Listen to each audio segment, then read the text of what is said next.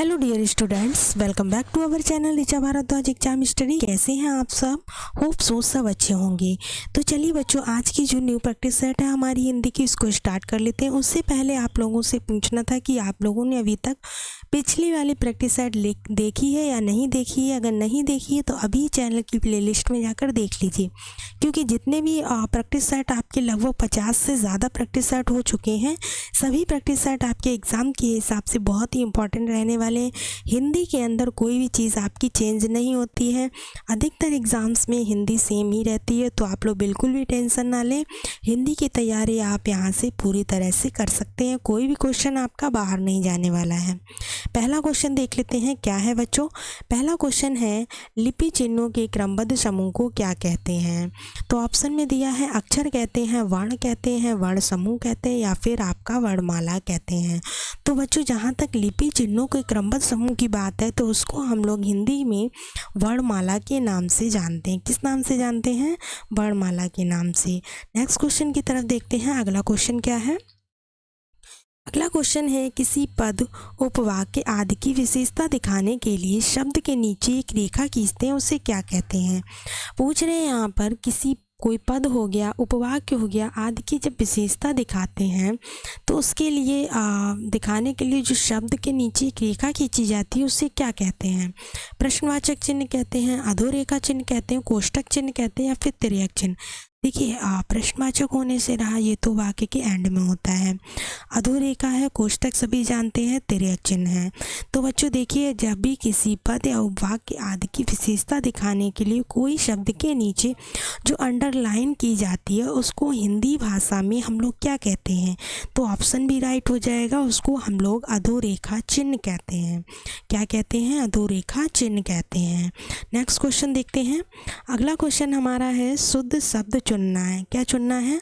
शुद्ध शब्द चुनना है। यहाँ पर जो शब्द दिए हुए हैं वो है गंगा जल है, बेबुनियाद है आपका, नेक्स्ट बड़ा सा है, और फिर क्या है? चौपाया है। तो देखिए, गंगा जल जो है, गंगा जल के बीच में डैश कभी नहीं आता है। गंगा का जल, इसका जो है समास हो जाएगा गंगा का जल, यानी कि यहाँ पर संबंध तत्पुरुष समास दिखाया जा रहा है। बेबुनियाद जो है, बेबुनियाद को कभी भी डैश में नहीं लिखते हैं, एक साथ लिखते हैं बेबुनियाद। यहाँ पर अव्ययभाव समास हो जाएगा। ठीक है। नेक्स्ट है आपका बड़ा सा। बड़ा सा यहाँ पर राइट आंसर हो जाएगा। इस क्वेश्चन का जो राइट आंसर होगा वो क्या हो जाएगा? बड़ा सा। चलिए नेक्स्ट देखते हैं। अगला क्वेश्चन है, वाक्य एवं वर्तनी शुद्धि। वाक्य एवं वर्तनी की शुद्धि करना है। तो देखिएगा, आसक्ति है, परितोषिका है, सुश्रुता है, शुश्रूषा। ठीक है, इसको ये पढ़ते हैं, और फिर सुबुद्धि है।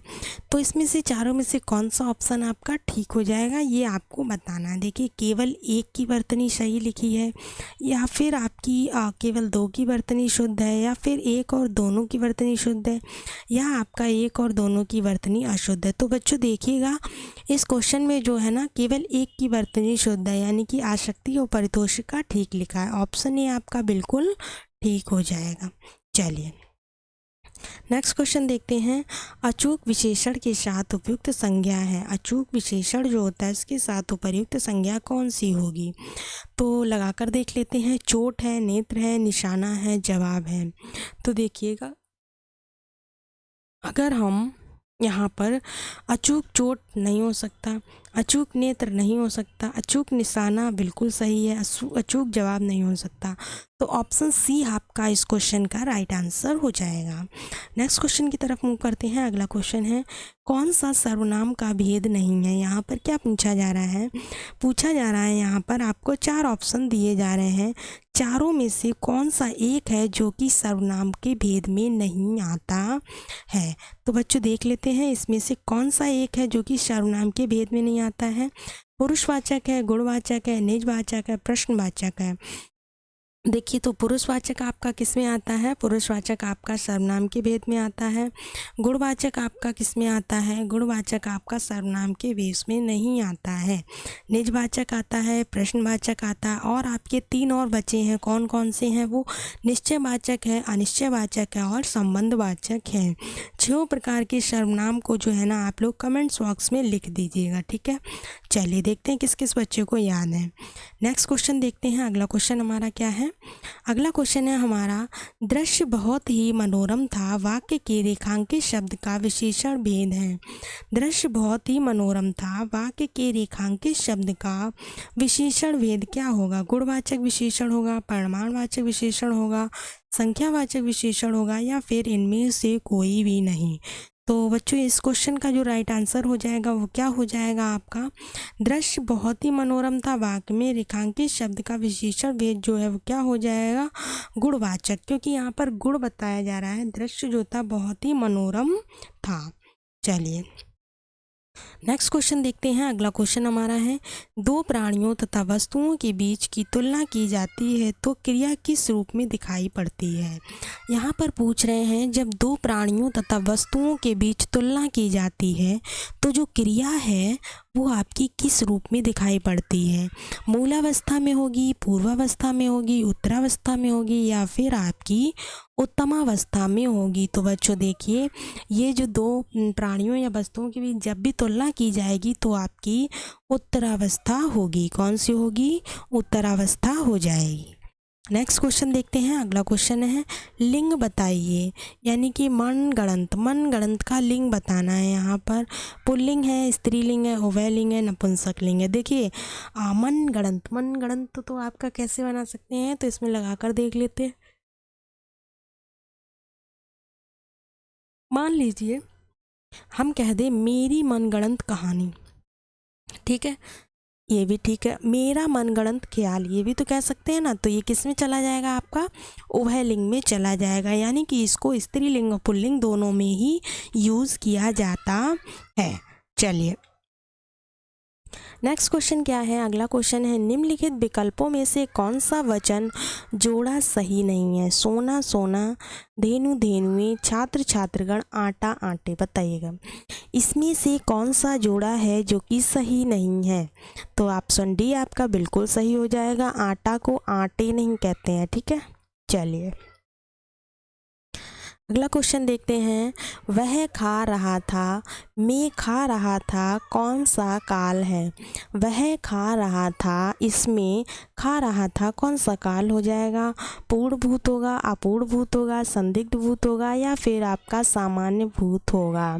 तो देखिएगा बच्चों, चारों में से आपका राइट आंसर कौन सा हो जाएगा? वह खा रहा था कोई पता नहीं है, तो यहाँ पर क्या होगा? अपूर्ण भूत होगा, ठीक है। कौन सा हो जाएगा? अपूर्ण भूत राइट हो जाएगा। नेक्स्ट देखते हैं।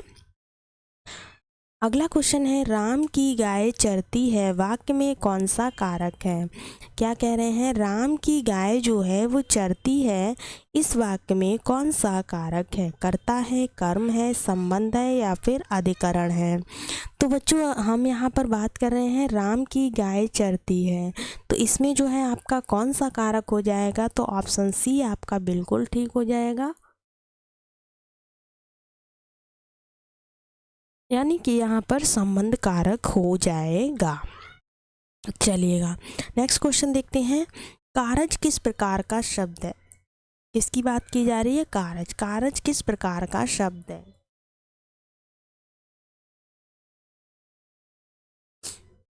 तो देखिएगा, तत्सम है, अर्ध तत्सम है, तद्भव है, या फिर आपका देशज है? तो बच्चों अगर इस क्वेश्चन की बात करें तो इसमें जो राइट आंसर आपका हो जाएगा, कारज एक अर्ध तत्सम शब्द है। कैसा शब्द है? अर्ध तत्सम शब्द है। चलिए नेक्स्ट क्वेश्चन देखते हैं। निम्न में से कौन सा शब्द है जो कि तद्भव है? यहाँ पर पूछा जा रहा है, जो यहाँ पर 4 शब्द दे रहे हैं उनमें से कौन सा शब्द तद्भव है? यौवन है, निर्झर है, जीव है, या फिर स्थान है? तो देखिए बच्चों, इसका जो राइट आंसर होगा ऑप्शन सी हो जाएगा, यानी कि जीव जो है वो एक कैसा है? तद्भव शब्द है। चलिए नेक्स्ट क्वेश्चन की तरफ बढ़ते हैं। अगला क्वेश्चन हमारा क्या कह रहा है देख लेते हैं। देखिएगा नेक्स्ट क्वेश्चन है हमारा, निम्न में से कौन सा शब्द देशज है। देशज शब्द यहाँ पर बताना है। आग है, बच्चा है, खिड़की है या फिर फूल है, बताइएगा। देशज मतलब क्या होता है? देशज मतलब होता है देश में जन्म हुआ। तो आग जन्मा गया, बच्चा भी नहीं, खिड़की, खिड़की को देश में बनाया जाता है। ठीक है, तो यहाँ पर राइट आंसर क्या हो जाएगा? ऑप्शन सी हो जाएगा। नेक्स्ट क्वेश्चन देखते हैं। अगला क्वेश्चन हमारा क्या कह रहा है, वलय। वलय शब्द का अर्थ चिन्हित कीजिए। क्या करना है? वलय जो है, वलय शब्द का अर्थ चिन्हित करना है। वृक्ष की छाल होता है, गोलाकार घेरा होता है, मृग छाल होता है या फिर आपका आवरण होता है। वलय, वलय किसको कहते हैं? तो देखिएगा बच्चों, वलय जो होता है वो एक गोलाकार घेरा होता है। वलय क्या होता है? तो वलय एक गोलाकार घेरा होता है। चलिएगा नेक्स्ट क्वेश्चन देखते हैं। अगला क्वेश्चन हमारा क्या कह रहा है, जिंदगी। जिंदगी में कौन सा प्रत्यय है? क्या कह रहे हैं? जिंदगी जो शब्द है उसमें कौन सा प्रत्यय है? गी है, ई है, दगी है या फिर ई है? तो बच्चों देख लेते हैं, जिंदगी में कौन सा प्रत्यय हो जाएगा? तो ऑप्शन ए बिल्कुल सही है, गी प्रत्यय लगा हुआ है। क्या लगा हुआ है? जिंदगी में गी प्रत्यय लगा हुआ है।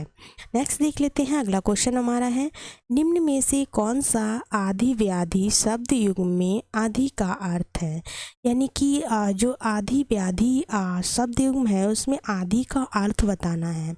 मानसिक कष्ट है, आधा है, पागलपन है या फिर अधकपारी जैसे रोग हैं, बताइएगा।